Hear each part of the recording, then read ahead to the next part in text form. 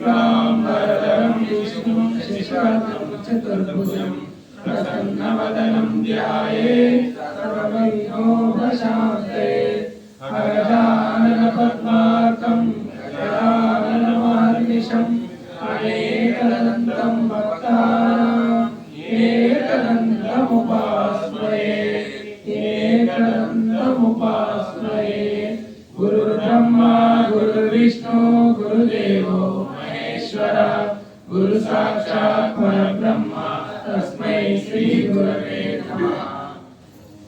ఓం నమ శివాయ. కార్తీక పురాణము 20వ అధ్యాయం. పురంజయుడు దురాచారుడవుట. జనక మహారాజా చాతుర్మాస్య వ్రత ప్రభావం వినిన పిమ్మట వశిష్ఠునితో గురువర్య కార్తీక మాస మహాత్యమును ఇంకను వినవలనని కోరిక కలుగుచున్నది. ఈ వ్రత మహాత్యమున ఇంకను విశేషము కలవా అను సంశయం కూడా కలుగుచున్నది. ఈ నా సంశయం నివారణ కొరకు మరిన్ని ఉదాహరణలు వినిపించి నన్ను కృతార్థినిగా చేయగలను. ఆ మాటలకు వశిష్ఠుల వారు మందహాసంతో, ఓ రాజా, కార్తీక మాస మహాత్యమును గురించి అగస్త్య మహామునికి అత్రిమునికి జరిగిన ప్రసంగం ఒకటి కలదు, దాన్ని వివరించదు, ఆలకించమని ఆ కథా విధానము ఇంటూ వివరించింది. పూర్వమొకప్పుడు అగస్త్య మహర్షి అత్రి మహర్షిని గాంచి, ఓ అత్రిముని, నీవు విష్ణు వంశీయుడు పుట్టినావు. కార్తీక మాస మహాత్యము నీకు అమూలగ్రముగా తెలియచేయను, కాన దానిని నాకు వివరింపమని కోరను. అంతా అత్రి మహాముని కుంభ సంభవ, నీవు అడిగిన ప్రశ్న వాసుదేవునికి ప్రీతికరమవచే ఉత్తమమైనది. కార్తీక మాసంలో సమానమగు మాసము, వేదములతో సమానమగు శాస్త్రము, ఆరోగ్య సంపదలు సాటి సంపద లేదు. అట్లనే శ్రీమన్నారాయణ కంటే వేరు దేవుడు లేడు. ఏ మానవుడైనా కార్తీక మాసంలో నదిలో స్నానము చేసిన, శివకేశవుల ఆలయమందు దీపారాధనము చేసిన, లేక దీపదానము చేసిన కలుగు ఫలితం అపారము. ఇందుకొక ఇతిహాసమైన త్రేతాయుగంలో పురంజయులను సూర్యవంశపు రాజు అయోధ్య నగరంలో రాజధానిగా చేసుకొని రాజ్యమేలుచుండు.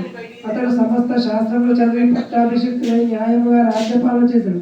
ప్రజలకెట్టి ఆపదలు రాకుండా పాలించుండెను. అట్లుండు కొంతకాలంలో పురంజయుడు అమిత ధనాశేతను, రాజ్యాధికార గర్వం చేతను, జ్ఞానహీనుడై, దుష్టబుద్ధి కలవాడై, దయా దాక్షిణ్యము లేక దేవ బ్రాహ్మణ మాన్యములు లాగుకొని పరమలోభి అయి చోరులను చేరదీసి వారిచే దొంగతనములు దోపిడీలు చేయించు దొంగను కొల్లగట్టుకొని వచ్చిన ధనంతో నగను వాటా తీసుకొని ప్రజలకు బీతావరణ చేయించుండెను.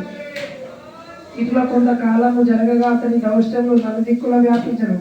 ఈ వార్త కాంబోజ, టెంకన, కొంకని, కళింగాది రాజుల చూడబడింది.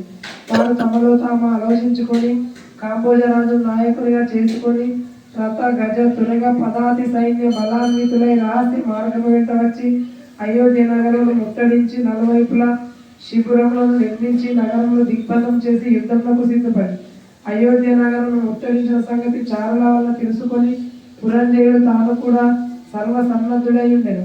అయినను ఎదుట పక్షము వారిక బలాన్వితులుగా నుండితయు తాను బలహీనుడుగా నుండితయు విచారించి ఏమాత్రము భీతి చెందక శస్త్ర సమన్వితమైన రథమెక్కి సైన్యాధిపతులను ఉరికొల్పి చతురంగ బల సమేతమైన సైన్యంతో యుద్ధ సన్నద్ధులై వారిని ఎదుర్కొని బేరి మ్రోగించి సింహనాదము గావించు మేఘములు గర్జించినట్లు భూంకరించి శత్రు సైన్యంలో పడను. వింశాధ్యాయము 20వ రోజు పారాయణము సమాప్తము. ఓం నమ శివాయ.